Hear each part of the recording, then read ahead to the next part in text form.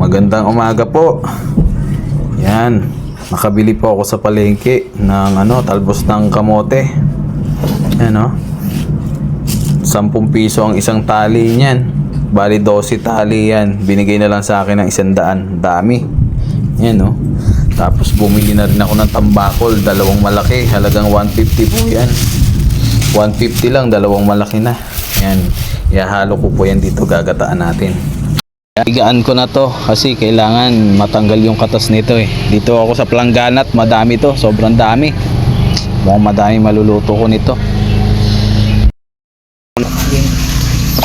Yan po, pinipiga ko na hanggang magkatas siya. Nilagyan ko pala siya ng asin. Papakatasin muna natin to. Matrabaho to.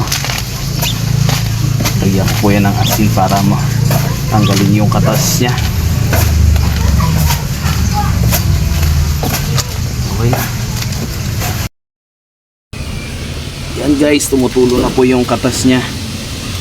Yan yung katas na dapat matanggal yan Yan, grabe matrabaho po ito.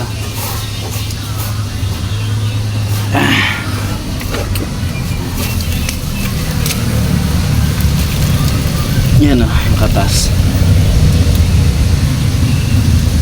Yan,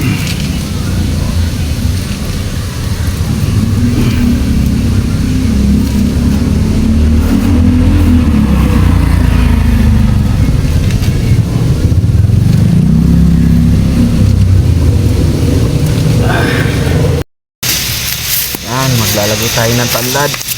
Meron tayo dito sa bakuran, maraming tanlad.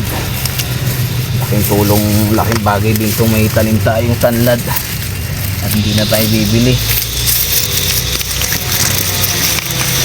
Ganyan ang pagkuha isa pa para madami malasang tanlad. Yan, naisalang ko na po. Hinalo-halo ko na lahat. Sibuyas, bawang, luya nasa ilalim, tapos yung pritong tambakol. Yan.